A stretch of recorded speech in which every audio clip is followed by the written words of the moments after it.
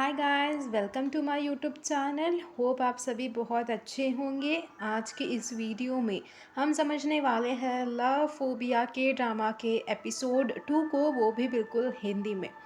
यहाँ एपिसोड की शुरुआत होती है जब बिया अपने ऑफिस में होती है। वो यहाँ अपने लिए एआई जनरेटेड मॉम को क्रिएट कर रही होती है। वो अपनी मॉम की सारी डिटेल्स को कंप्यूटर में डाल देती है। वो कैसी दिखती थी वो फ़ोटो अपलोड करती है और यहाँ पे उसके सामने आ जाती है एक एआई जनरेटेड बिल्कुल हूबहू उसकी मॉम। यहाँ पे वो उसे बताती है, मीन्स एआई को बताती है कि मैं आपकी बेटी हूँ। सो यहाँ पे वो इंस्टेंटली बिया को मेरी बेटी कह के बुलाती है और यहाँ पे बिया इमोशनल होती है। कॉज़ यहाँ पे बिया की जो मॉम है उसकी एक्सीडेंट में डेथ हो गई थी and this is her first time वो अपनी मॉम को ऐसे अपने सामने खड़ा देख रही है। यहाँ पे वो एआई जनरेटेड ही क्यों ना हो, लेकिन उसे ऐसा लगता है कि उसकी मॉम उसके सामने खड़ी हो। यहाँ स्योनो जब ऑफिस में आता है तो यहाँ पे उसके ऑफिस की जो एम्प्लॉय है एंड उसका छोटा भाई उससे पूछता है कि क्या तुम जंग वॉन को पकड़ने में कामयाब रहे। तो वो बताता है कि वो मेरे पास में ही खड़ा था लेकिन वो उसे पकड़ नहीं पाया। सो यहाँ पे फ्लैशबैक में हमें दिखाया जाता है कि पाक जंग वुनो उसके सामने ही टकरा जाता है लेकिन वो उसका पीछा नहीं कर पाता क्योंकि वो वहाँ पे बिया को बैठे हुए देखता है। यहाँ पे और बिया के सामने काफ़ी सारे मीडिया के लोग दौड़ कर आ रहे होते हैं, इसीलिए वो उसकी मदद करने के लिए रुक जाता है और जंग वुनो वहाँ से भाग जाता है। अब यहाँ पे वो बिया का हाथ पकड़ता है और उसे मीडिया के लोगों से दूर लेकर जाता है ताकि वो ठीक फील कर सके। यहाँ पे वो बिल्डिंग के अंदर जब बिया को लेकर जाता है उसकी वॉच बीप बीप करना स्टार्ट कर देती है एंड यहाँ पे बिया बेहोश हो जाती है। अब यहाँ पे स्योनो उसे अपने कंधे पर उठा लेता है। जे हुई वहाँ पे आती है, सिक्योरिटी वालों को बोलती है कि बिया बेहोश हो गई, ये बात कंपनी से बाहर नहीं जानी चाहिए। देन वो जब स्योनो के साथ लिफ्ट में होती है तो स्योनो बताता है कि हमें बिया को हॉस्पिटल लेकर जाना चाहिए, लेकिन जे हुई बताती है कि हॉस्पिटल ले जाने की ज़रूरत नहीं है, वो जल्दी ही होश में आ जाएगी। अब यहाँ पे स्योनो उसकी काफ़ी केयर करता है और उसे उसके ऑफिस तक छोड़ देता है। अब यहाँ पे जे हुई उसे बाहर वेट करने के लिए बोलता है। अब वो बाहर बैठा होता है। अब ऑफिस के सभी एम्प्लॉयज़ वहाँ पे खड़े होते हैं। देन यहाँ पे स्योनो की जो फ़ैन है वो वहाँ पे आती है, वो चिल्लाती है। उसे रियलाइज़ होता है कि ये तो सुपरस्टार है।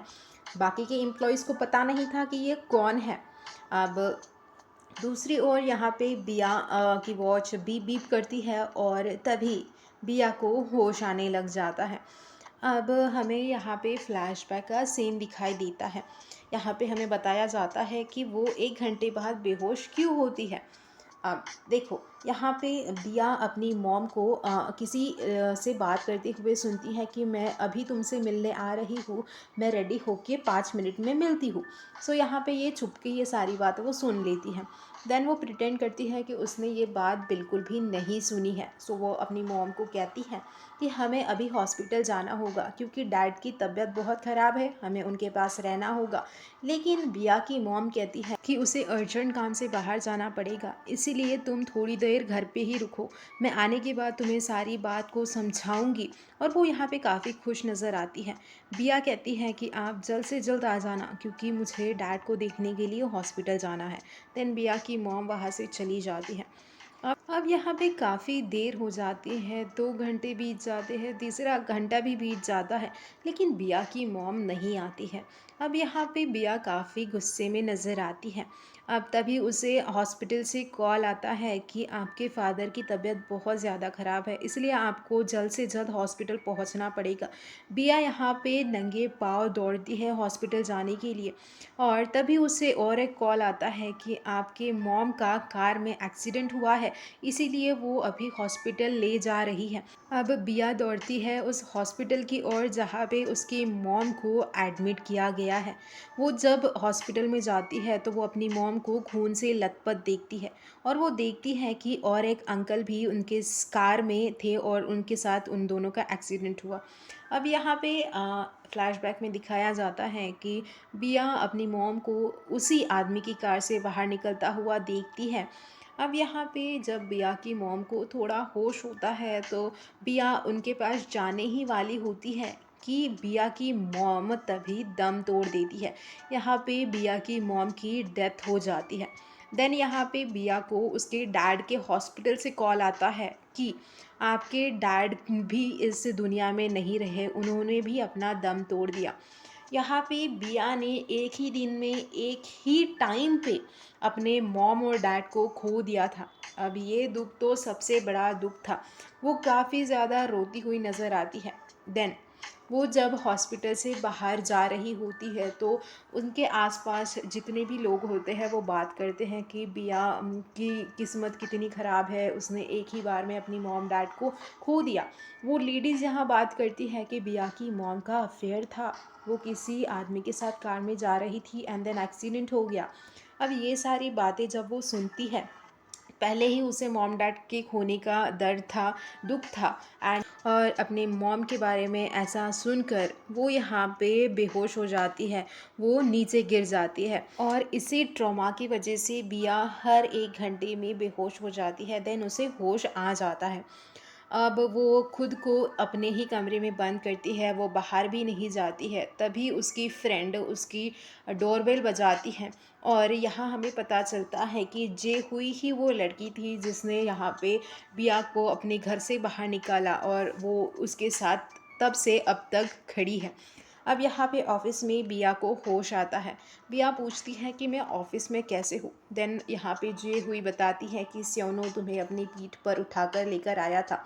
अब वो बाहर जाती है, स्योनो को थैंक यू बोलती है और इसके बदले में वो उसे पैसे भी देना चाहती है।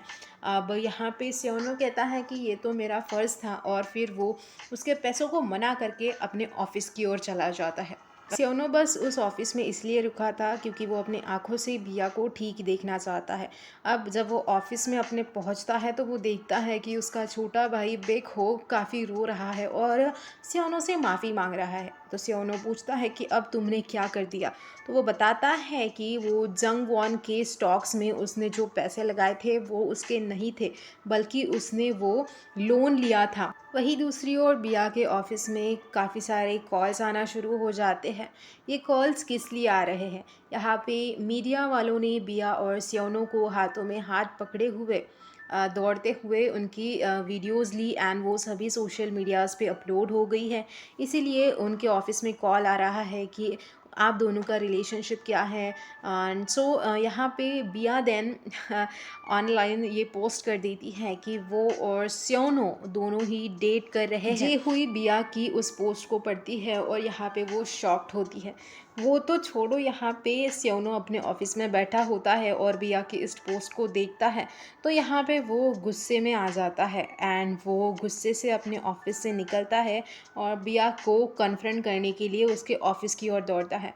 उसके बिया के ऑफिस के सामने काफ़ी मीडिया वाले होते हैं। वो स्योनो से पूछते हैं कि आपका और बिया का क्या रिश्ता है, क्या आप दोनों सच में डेट कर रहे हो। तो यहाँ स्योनो उन सारे र्यूमर्स को डिनाई कर देता है। वो कहता है कि मैं और बिया डेट नहीं कर रहे हैं, मुझे नहीं पता कि बिया ने ऐसा स्टेटमेंट क्यों दिया है, आप सभी उसी से जाकर पूछो। देन वो यहाँ पे रिसेप्शनिस्ट को कहता है कि उसे बिया से जल्द मिलना है, लेकिन रिसेप्शनिस्ट कहती है कि वो फ्री नहीं है और कोई भी आकर उनसे नहीं मिल सकता है। फिर रिसेप्शनिस्ट यहाँ पे गार्ड्स को बुलाती है और स्योनो को धक्के मार के होटल से बाहर निकालने के लिए बोलती है। उसी शाम यहाँ बिया और जेहुई चले जाते हैं ड्रिंकिंग करने के लिए। जेहुई बिया से पूछती है कि मैं अब तक तुम्हारे इस प्लान को समझ नहीं पा रही हूँ कि तुम्हारे दिमाग में चल क्या रहा है, तुमने इन र्यूमर्स को क्यों कंफर्म किया। तो यहाँ बिया उसे समझाती है कि देखो, जंग वूनो के साथ हम लोगों ने पार्टनरशिप की थी और वो फ्रॉड के केस में उस पे अब केस चल रहा है। इसी वजह से हमारी कंपनी को काफ़ी नुकसान हुआ और इसी वजह से उसने स्योनो के साथ डेटिंग की र्यूमर को कंफर्म किया। अब तुम अगर ऑनलाइन किसी भी प्लेटफॉर्म को ओपन करो तो बस बिया और स्योनो की डेटिंग की ही न्यूज़ दिखाई देगी। जंग वूनो के फ्रॉड का केस तुम्हें दिखाई देगा नहीं। इसका मतलब है कि उसने जंग वूनो के उस केस को बरी करने के लिए, उसको दबाने के लिए स्योनो के साथ रिलेशनशिप वाले र्यूमर को कंफर्म किया।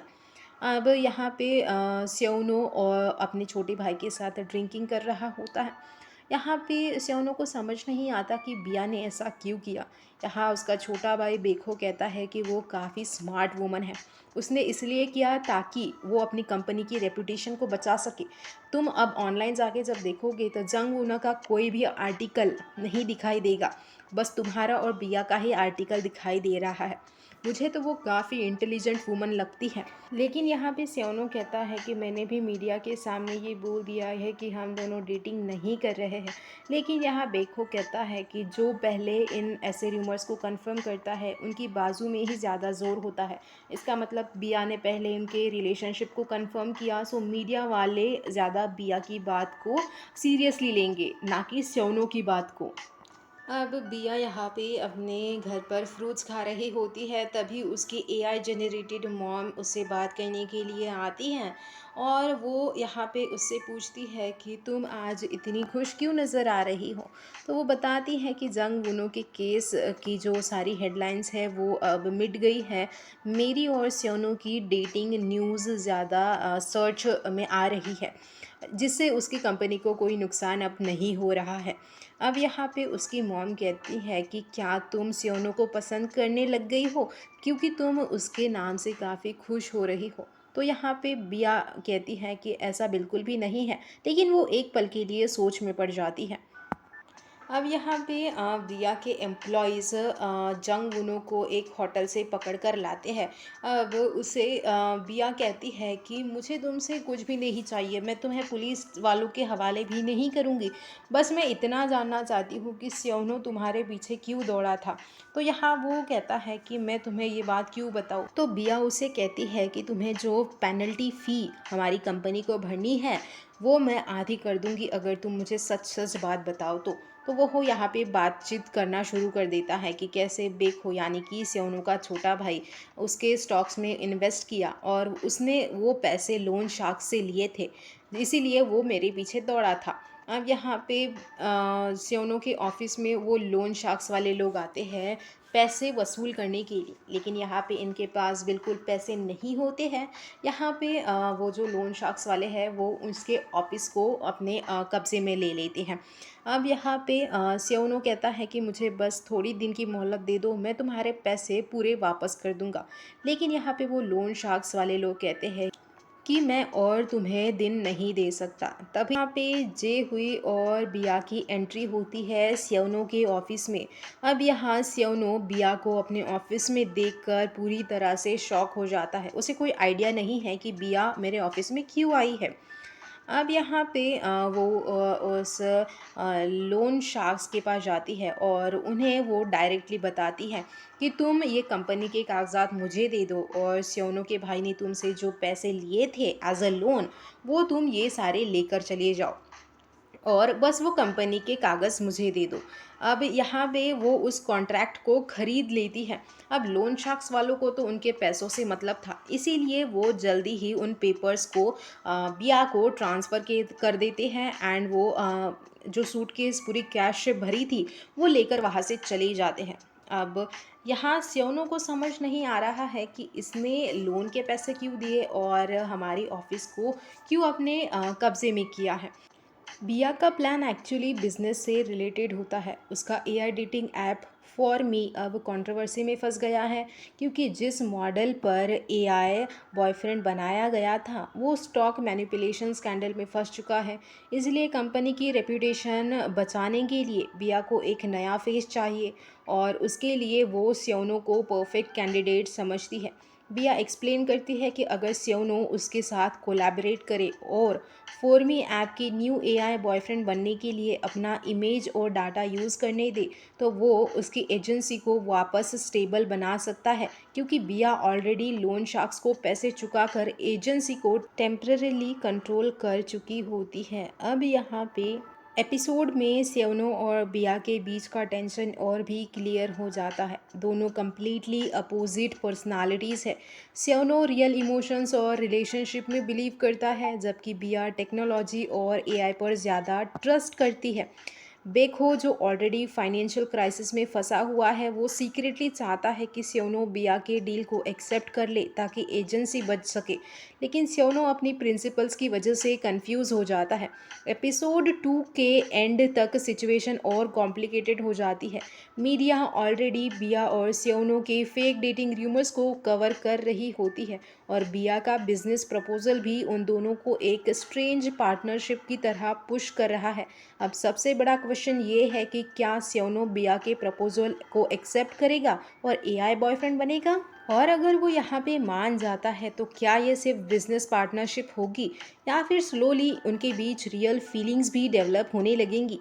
यही सस्पेंस के साथ एपिसोड 2 एंड होता है।